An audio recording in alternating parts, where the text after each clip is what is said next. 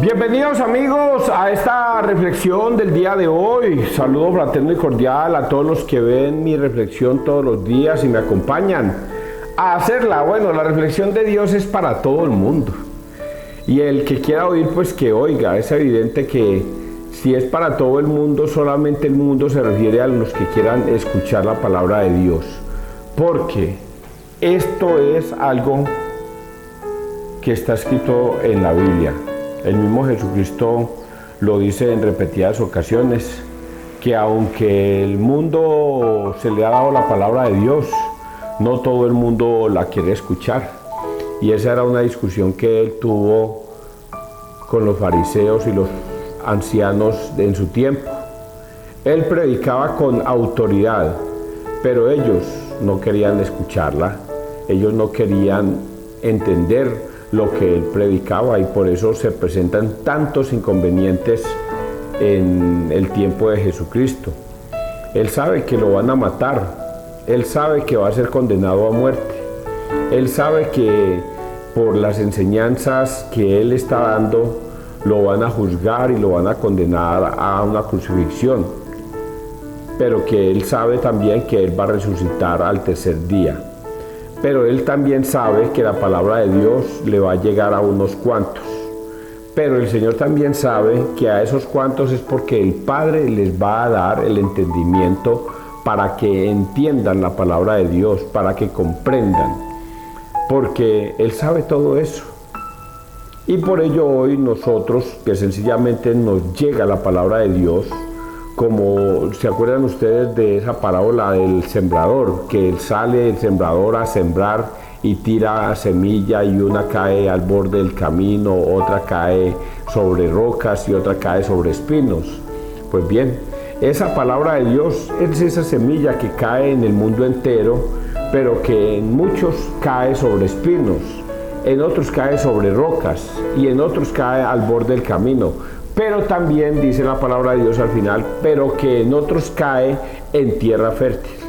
Entonces, ahí en esa parábola nos enseñan que la palabra de Dios no siempre va a caer en tierra fértil, sino en unos cuantos.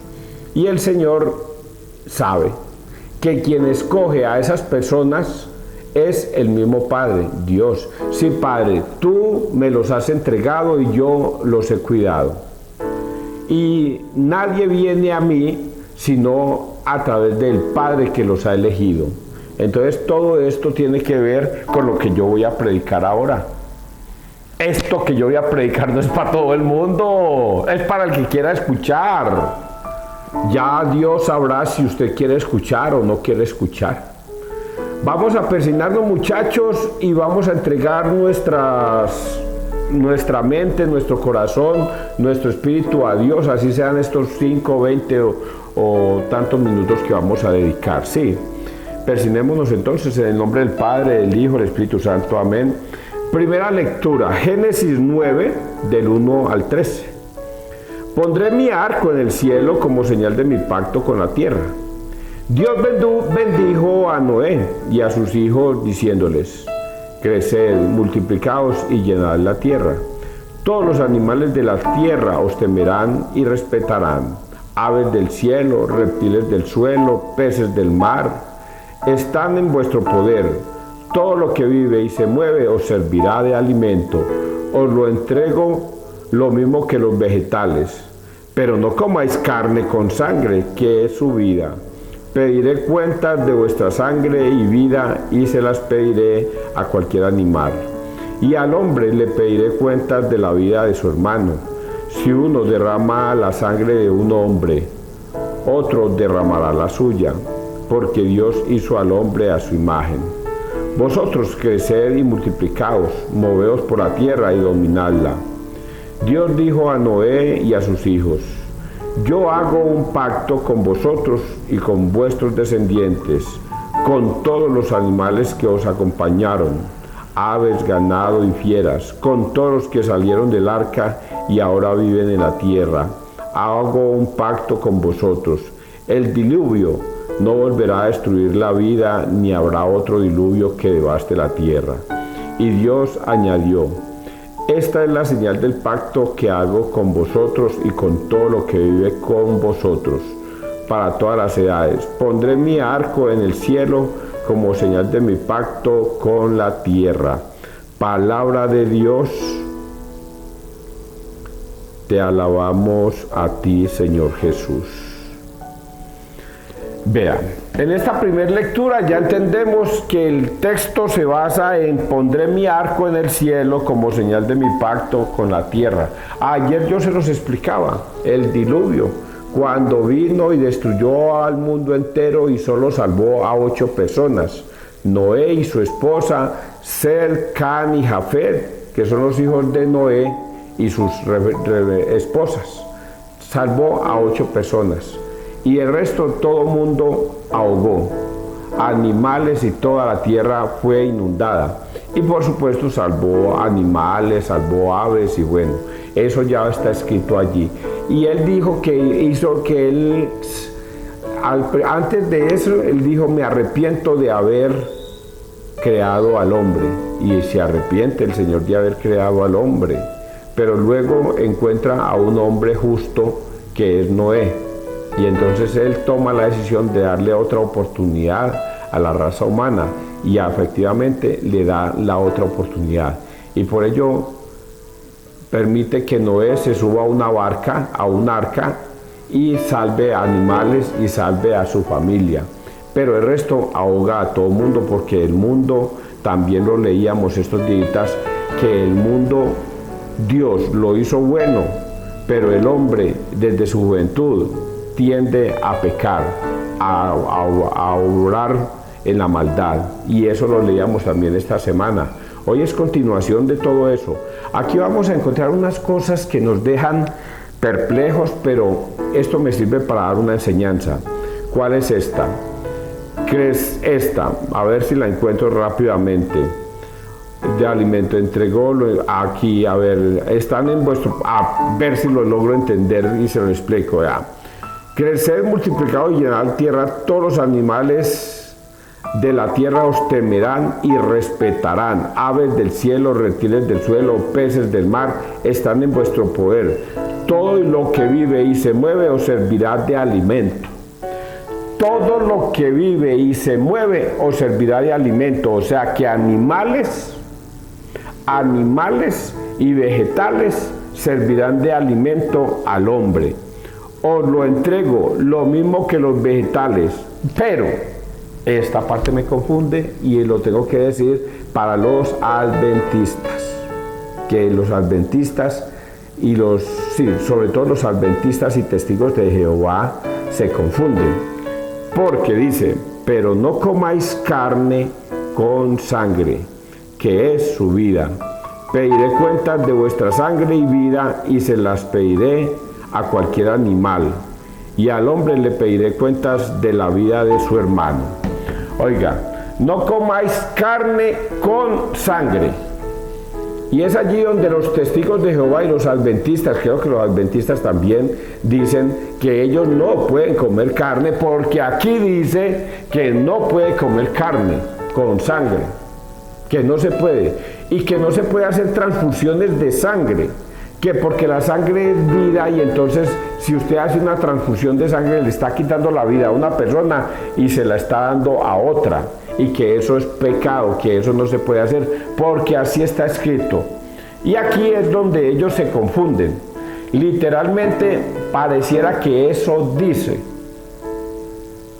y por ello la palabra de Dios dice que que la palabra de Dios no es de libre interpretación, porque hay personas indoctas y poco firmes en la fe que tergiversean las escrituras para su propia condenación. Entonces, cuando nosotros nos encontremos un texto de estos, usted no se ponga a sacar de su mente enseñanzas. Pero porque acá dice esto y la Iglesia Católica permite que esto suceda, si aquí está diciendo Dios que pediré cuentas a toda persona que coma carne con sangre. Pero recuerden lo que dice acá también al principio. Recuerde lo que dije, lo que está aquí al principio. Crecer, llenar la tierra. A ver, aquí, todos los animales de la tierra os temerán y respetarán, aves del cielo, reptiles del suelo, peces del mar están en vuestro poder. Todo lo que vive y se mueve os servirá de alimento. Todo lo que vive y se mueve os servirá de alimento. Y todos los animales se mueven y todos los animales tienen sangre. Luego, entonces, ¿por qué dice una cosa y más abajito se contradice? Entonces, cuando nosotros llegamos, los católicos, llegamos a una situación de esta, sencillamente vamos y buscamos, no a un protestante que nos va a llenar de ideas locas, sino a un católico bien instruido, una persona que sepa por qué la Iglesia Católica permite que comamos animales. Y eso está escrito. Pedro tuvo un sueño una noche y soñó que del cielo bajaba una gran alfombra llena de animales y que el Espíritu de Dios les decía, mata y come. Y que Pedro decía, no puedo, Señor, matar y comer, porque eso está prohibido, eso es pecado. Y ahí es cuando el Espíritu de Dios le dice, no llames pecado a lo que es bendecido por Dios, dándonos a entender que no es pecado comer animales con sangre.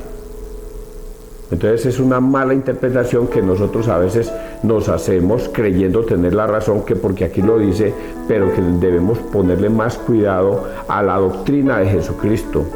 Por eso nosotros no podemos dejarnos guiar por nuestras libres interpretaciones de la Biblia, porque podemos ser indoctos y faltos de fe que tergiversan las Escrituras, no para nuestra salvación, sino para nuestra propia condenación. Y eso es lo que le está pasando a los testigos de Jehová y a los adventistas. Pero no comáis carne con sangre, que es su vida. Pediré cuentas de vuestra sangre y vida, y se las pediré a cualquier animal. Y al hombre le pediré cuentas de la vida de su hermano. Oiga bien esta segunda parte. Si uno derrama la sangre de un hombre, otro derramará la suya, porque Dios hizo al hombre a su imagen. Vosotros creced y multiplicaos. Esto sucede hoy día, la famosa ley del talión. El que a hierro mata, a hierro muere. Ustedes no han notado eso incluso en todos los municipios donde ustedes viven, en todos los pueblos donde ustedes viven, que resulta que mataron a fulanito. ¿Y quién lo mató? No, pues no sabemos. Un sicario. Y parece ser que eran un par de jóvenes que mataron a tal persona. Y a los pocos días sale la noticia. Mataron a los jóvenes que mataron a tal persona. Y los delincuentes no se dan cuenta de eso.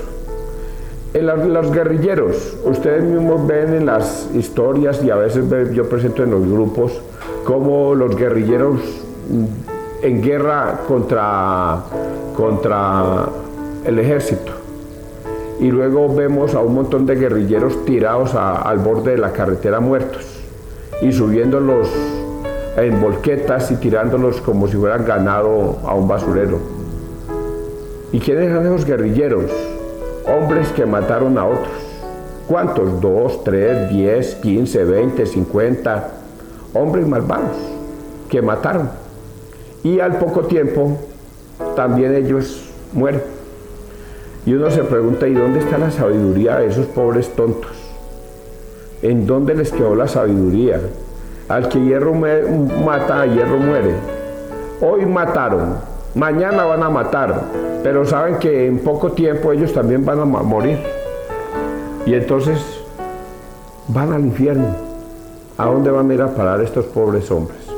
Esto es sencillamente por decir cosas que nada tienen que ver con el Evangelio de hoy, que se refiere solamente a esto.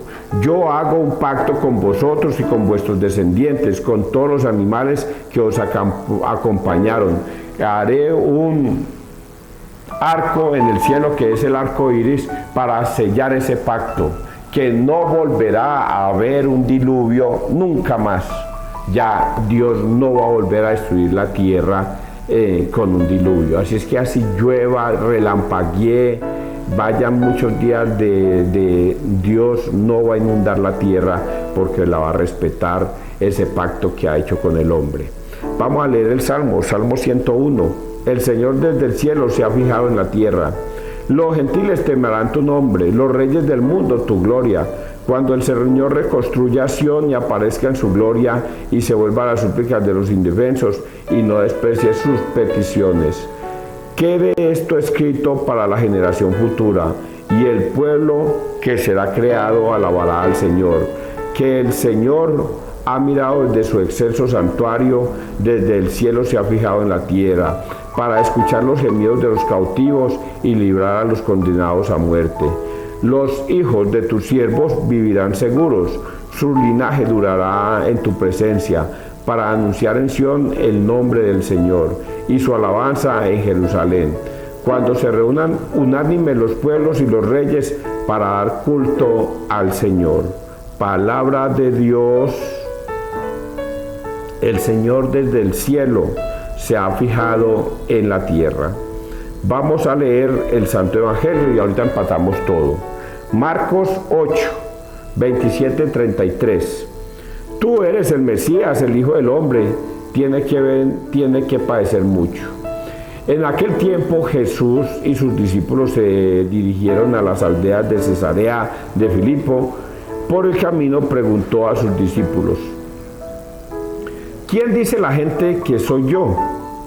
Ellos le contestaron: unos Juan el Bautista, otros Elías y otros uno de los profetas.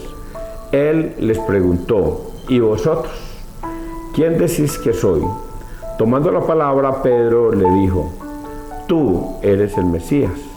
Y les conminó a que no hablaran a nadie acerca de esto, y empezó a instruirlos: el Hijo del Hombre tiene que padecer mucho, ser reprobado por los ancianos, sumos sacerdotes y escribas, ser ejecutado y resucitar a los 3 días. Se lo explicaba todo con toda claridad. Entonces Pedro se lo llevó aparte y se puso a increparlo.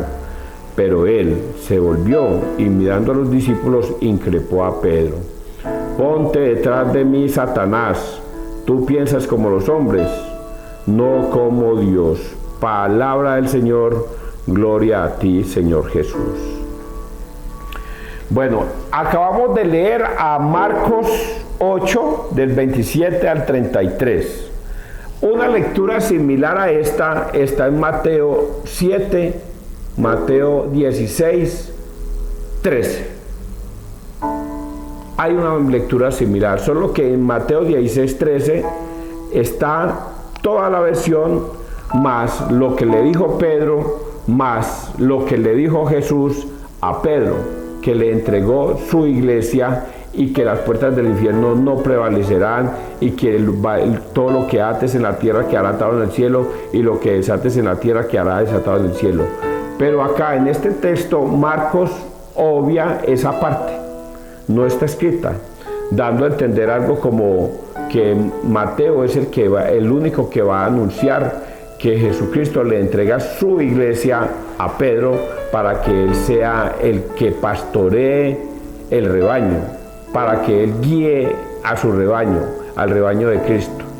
Pero en Marcos 7 tiene que ver con algo diferente y parecido a lo que en Mateo 16, 13 se dice.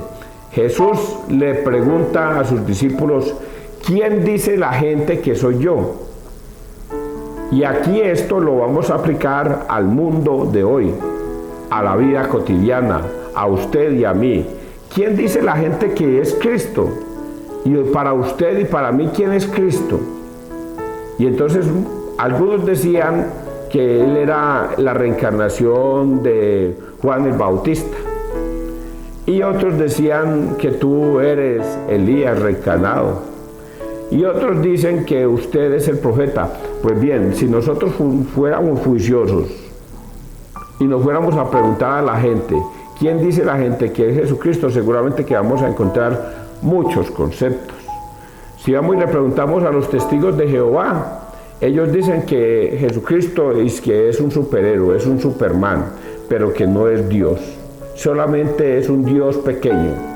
Si vamos donde los evangélicos van a decir que el único es Dios, pero que el Padre no existe y que el Hijo no existe, que solamente existe solo Jesús y nadie más existe. Si fuéramos de los adventistas, ellos dirían que Él es un profeta, pero que el Padre es el que gobierna este mundo y se siguen por las tradiciones del Antiguo Testamento. Y así vamos a encontrar diversas opiniones sobre Jesús. Pero luego viene lo más importante, a lo que Jesús quiere llegar. Pero y ustedes, mis discípulos, a los que yo escogí, a los 12 que yo escogí, ¿quién dicen ustedes que soy yo? ¿Qué dicen ustedes de mí? ¿Quién soy yo? Y aquí es donde yo les he dicho a ustedes la diferencia que ayer también se los decía entre un protestante y un católico. Esta es la diferencia entre un protestante y un católico. Porque el católico va a responder como respondió Pedro. Tú eres el Mesías, el Hijo del Dios vivo. Eso es lo que vamos a responder nosotros los católicos. ¿Cuál es la diferencia entre nosotros y los protestantes? Que seguramente algún protestante me debe estar levantando la mano y diciendo, no, César, nosotros también decimos eso mismo. Nosotros decimos que Jesús es el Mesías, el Hijo del Dios vivo. Pero ¿dónde está la diferencia entre ellos y nosotros? En que a nosotros esto se lo ha revelado el Espíritu Santo a los católicos. Póngale cuidado como dice Pedro, tú eres el Mesías. Pero es que aquí no está la respuesta, ¿verdad? Que está en Mateo 16, 18. Porque Jesús le va a decir a Pedro, bendito tú Pedro, porque eso que tú acabas de decir no se lo ha revelado nadie de carne y hueso, sino mi Padre que está en los cielos. Mientras que a nosotros se nos revela eso a través del Espíritu Santo y nos dice Jesucristo, bendito usted católico, porque eso se lo ha revelado. A los protestantes no se los revela el Espíritu Santo, porque si se los revelara el Espíritu Santo, entonces ellos aceptarían a Cristo con su doctrina, y ellos no aceptan a Cristo con su doctrina. Ayer también les decía, revisad los espíritus que os hablan, porque no todo espíritu que te habla es de Dios. Hay algunos que te hablan del demonio. Es el mismo demonio disfrazado de Satanás, es el mismo Satanás disfrazado de ángel de luz que te habla. ¿Y dónde está esa diferencia? Cuando un evangélico, usted pregúntele a un evangélico, ¿debemos confesarnos con un sacerdote? Ellos van a decir que no. Pregúntele a un testigo de Jehová, un adventista, ¿debemos confesarnos con un sacerdote? Ellos van a decir que no. Luego a ellos no les revela el Mesías, no les revela Dios, el Espíritu Santo, sino que es el mismo Satanás que los obliga a decir esto para engañar. Por ello ellos no se confiesan con un sacerdote, ellos no practican ni reciben la Eucaristía, porque ellos es dominados por Satanás. ¿Y dónde está escrito eso? Aquí, ¿caso me lo estoy inventando yo? Mire lo que procede con Pedro. Y luego, ¿y vosotros quién decís yo? Tú eres el Mesías. Y les conminó a que no hablaran a nadie acerca de esto. Y mire dónde entra Satanás. Y empezó a instruirlos. El Hijo del Hombre tiene que padecer mucho, ser reprobado por los ancianos y sumos sacerdotes y escribas, ser ejecutado y resucitar los 3 días. Se los explicaba todo con claridad. Entonces Pedro se lo llevó aparte y se puso a increparlo. Pero él se volvió y mirando a los discípulos increpó a Pedro. Ponte detrás de mí, Satanás, tú piensas como los hombres, no como Dios. Esa frase es muy importante para que ustedes entiendan quién viene en el nombre de Dios y quién viene en el nombre de Satanás. Por eso no cualquier iglesia que predica la vaya aleluya a Dios es de Dios. Es el mismo Satanás que piensan que por alabar, aleluyar y glorificar están con Dios. Ellos piensan eso, porque es el mismo Satanás que los ilumina para que crean eso, que alabando y aleluyando a Dios es más que suficiente, pero no obedeciéndole. ¿Qué de malo hay lo que dijo Pedro? Llama aparte a Jesús, que es su amigo, y le dice: venga, Señor, pero ¿cómo así que lo van a juzgar y lo van a condenar? Dios no permita que te pase tal cosa. Eso está en Mateo 16 al 23, 16, 19 al 23. Ahí está. No te suceda tales cosas. ¿Y qué es lo que responde Jesús? Al mismo Pedro que le entregó su iglesia, el mismo Pedro que dijo: tú eres el Mesías, ese mismo Pedro que le fue revelado esto por el Espíritu Santo, y que Jesús le dice: bendito tú, Pedro, porque eso que has dicho se lo ha revelado mi Padre que está en los cielos. Al momentico llega y dice: no te ocurran tales cosas, Señor. ¿Y qué le dice Jesús? Aléjate de mí, Satanás, porque piensas como los hombres y no como Dios. Y ese cuando dice cuando piensas como los hombres, es lo que les dije ahora. La palabra de Dios no es de libre interpretación, porque hay indoctos y personas faltas de fe que tergiversan la palabra de Dios para su propia condenación. La palabra de Dios no es de libre interpretación. Por eso es que Jesús le dice: aléjate de mí, Satanás, porque piensas como los hombres. Cuando usted lee la palabra de Dios y la interpreta como a usted le da la gana, piensa como los hombres y no como Dios, y lo llama como Satanás. Está leyendo la misma escritura, está diciendo cosas bonitas de Jesús: no te pase tales cosas. Pero Jesús le dice y lo increpa y le dice: aléjate de mí, Satanás, porque piensas como los hombres, no como Dios. ¿Y cómo piensa en Dios? ¿Cómo es creer en Dios? Como lo dijo al principio: tú eres el Mesías, el Hijo del Dios vivo. Y por eso Dios dice: yo voy a ser juzgado, voy a ser condenado a muerte en la crucifixión, pero el tercer día resucitó. Ese es el destino de Jesús: morir en la cruz para el perdón de los pecados. Todo el que quiera alejar a Jesús de la cruz es un Satanás. Y por ello la palabra de Dios no es de libre interpretación.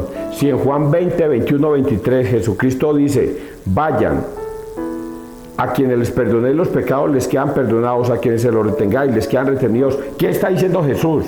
Que debemos ir a buscar a un sacerdote para confesarnos, para pedir, para que el Señor nos perdone a través de ese sacerdote. ¿Y qué dicen los que son de Satanás? No, él es un hombre común y corriente, él no tiene autoridad en la tierra para perdonar pecados.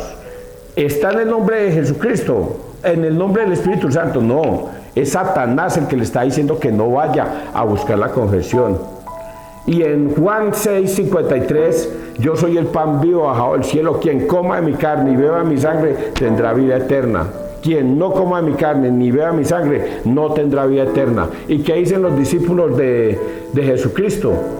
Vamos a comer, que somos los católicos, vamos a comer la Eucaristía, porque ahí está el cuerpo y la sangre de Cristo, y Él dice que nos va a dar vida eterna. ¿Y qué dicen los de Satanás? No, ahí no está Cristo, eso se lo inventó la Iglesia Católica. No comamos de ese pan ni bebamos de ese vino, porque ahí no está. Vamos a hacer nosotros nuestra propia Santa Cena, y vamos a comprar vino y pan, y aquí hacemos la obra teatral de que estamos comiendo el pan y la sangre de Cristo, y eso es suficiente. Y están actuando en el nombre de Satanás, porque rehúsan comer la hostia, el cuerpo y la sangre de Cristo consagrados en Lucas 22, 19. Yo entiendo esto clarito, muchachos, pero si hay alguna persona que dice: no, César, venga, discutamos esto, hágale, mi hijo. Yo estoy estudiando apologética con el padre Luis Toro, y yo les hablo directamente con la Biblia. Así es que si alguna persona quiere decirme cosas, hágale, invíteme. Pastor, cualquier pastor, invíteme. No me rehuya, llámeme. Pero hablemos con la Biblia en la mano. Que Dios te bendiga, que Dios nos bendiga donde quiera que todos estemos.